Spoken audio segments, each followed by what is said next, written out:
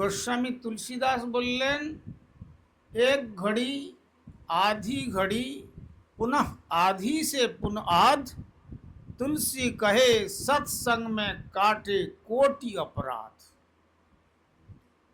जे अपराध आमादेर चित्तेते वज्रेर मतो चित्तते पाषाणेर प्रलेप आनिये देय, সেই পাষাণকেও গলিয়ে দিতে পারে। চিত্তরূপী পাষাণ হৃদয়। এখানে পাষাণ হৃদয় বলতে যারা হৃদয়টা পেয়েছিল কিন্তু হৃদয়াত্মার স্মরণ করল না, যার সত্তাতে আমাদের অস্তিত্ব, চোখ যার সত্তাতে দেখছে, কান যার সত্তাতে শুনছে, নাক যার সত্তাতে ঘ্রাণ নিচ্ছে, জিহ্বা যার সত্তাতে আস্বাদন করছে, হাত যার সত্তাতে বস্তু অনুভব করছে, পা যার সত্তাতে গন্তব্যস্থলে হেঁটে যাচ্ছে। বিভিন্ন প্রকারের ব্যক্তির বিভিন্ন রকমের গন্তব্য যাচ্ছে, যার সত্তাতে তাকে যদি আমরা চিত্তে স্মরণ করতে না পারি, সে চিত্তটি হচ্ছে পাষাণ সদৃশ বলেছে।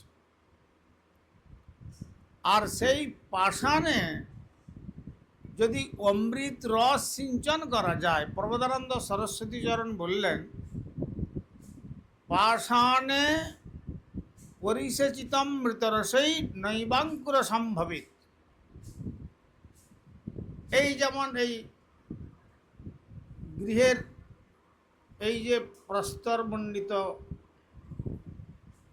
তার তল, এই যে দেশ যেখানে আমরা পা রেখে চলছি, খুব সুন্দর কারুকার্য করেছেন। আবার মনে করুন জয়পুরের সেই একবারে উর্বর বীজ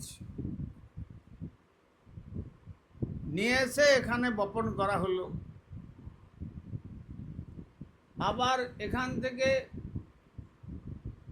পুকুরের জল, সাবমার্সিবলের জল বা ওয়াটার সাপ্লাইয়ের জল দিয়ে সেখানে সেচন করা হলো, সবই করা হলো, কিন্তু ওই বীজটা অঙ্কুর হবে কি? কেন না, যে স্থানটাতে পড়েছে ওই স্থানটা পাষাণ, পাথর। সেই জন্য ওখানে যেমন যত শক্তিশালী বীজ দেওয়া যাক না কেন, যেমন ওখানে অঙ্কুরোদ্গমের কোনো সম্ভাবনা নাই। আবার বলেছে লাঙ্গুলং শরমাপতে, শরমা মানে কুকুর। কুকুরের লেজকে যদি আপনি ঘৃত দিয়ে মর্দন করে করে টেনে টেনে টেনে টেনে সোজা করতে চান, হাজার চেষ্টা করুন, যতক্ষণ ধরে রাখবেন ততক্ষণ সোজা থাকবে, ছেড়ে দিলে আবার বেঁকে যাবে। হস্তাবন্যত বুধা কথমিয়া ধার্যং মণ্ডলম। বামুন হয়ে যদি আকাশের চাঁদকে কেউ মনে করে যে আমি ধরে ফেলবো, এ যেমন সম্ভব নয়, তেমনি গতকাল বলেছিলাম এই অধক্ষজ তত্ত্বটি এই রকম যদি আমাদের হৃদয় পাষাণ হয়ে থাকে, সেই 84 লক্ষ জীবনের কামনা, বাসনা, ক্রোধ, লোভ, মদ, মোহ, মাৎসর্য, দম্ভ, অহংকার, অভিমান, অস্মিতা, এই সব দিয়ে যে হৃদয় পাষাণ হয়ে থাকলো, ওখানে হরিকথারূপী, হরিনামরূপী যে বীজ বপন করলেও ওখানে নামের অঙ্কুর হবে না। কিন্তু তাহলে গোস্বাमीपाद যে বললেন এক ঘড়ি आधी घड़ी पुनः आधी से पुनः त्रिसी कहे सत्संग में काटे कोटि अपराध। বলছেন এই ঘরের মধ্যে সমস্ত দাহ্য পদার্থ ভরে দেওয়া হোক, কিন্তু ওখানে খদ্দত নামক একটা কীট আছে। ওই খদ্দত রূপী কীটটাকে যদি ওর মধ্যে ওই ঘরে ঢুকিয়ে দেওয়া হয়, ওর সন্ধ্যা হলে ওর পিছন থেকে যেন মনে হয় যে দেশলাই কাঠি জ্বলছে, কিন্তু তাতে কিন্তু এই দাহ্য পদার্থ দহন করতে পারবে না, কিন্তু দেখতে কিন্তু দেশলাই কাঠি জ্বালানোর মতো।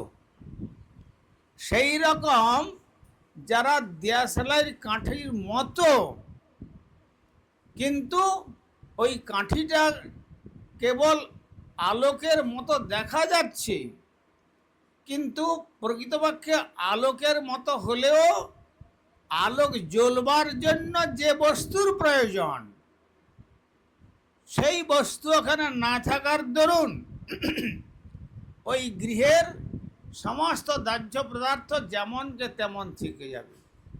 কিন্তু ওই গৃহের মধ্যে যদি একটা দেশলাই কাঠি জেলে ফেলে দেওয়া হয়, কিছুক্ষণের মধ্যেই জানবেন সমস্ত দাহ্য পদার্থ পুড়ে ভস্মে পরিণত করে দেবে। ঠিক তেমনি এই কৃত্রিম, মানে আর্টিফিশিয়াল যাকে বলে, কৃত্রিম সাধুতা, ওই খদ্দত বা জোনাকি পোকার নেয় তাদের সান্নিধ্য কোটি কল্পকাল করে যদি হরিনাম সংকীর্তন, তথাপি না পায় ব্রজে ব্রজেন্দ্র নন্দন। কিন্তু প্রকৃত দেশলাই রূপী যেমন সাধু, দেশলাই কি হয়, ম্যাচ বক্সটার মধ্যে যে পদার্থ থাকে তার ভিতরে স্টিকটাতে মাথায়, আর ঠিক তার বাইরের সাইডেও সেই পদার্থ থাকে। আর দুটোতে যখন ঘর্ষণ হলো, দেখলেন সঙ্গে সঙ্গে আগুন জ্বলে গেল। তার আগে যতক্ষণ দুটোতে ঘর্ষণ না হচ্ছে ততক্ষণ আগুন জ্বলবার কোনো সম্ভাবনা নাই। তেমনি আমাদের এই দুর্লভ মনুষ্য জীবনের যে সম্পর্কটা, ওই সম্পর্কটা কাষ্ঠের ন্যায় বা প্রস্তরের ন্যায় আবৃত হয়ে পড়ে আছে, কিন্তু পবিত্র সাধু সঙ্গের দিব্য সান্নিধ্য যেই লাভ হবে, ক্ষণকাল লাভ হলেই অনায়াসে ভবসাগর উত্তীর্ণ হয়ে যেতে পারবে।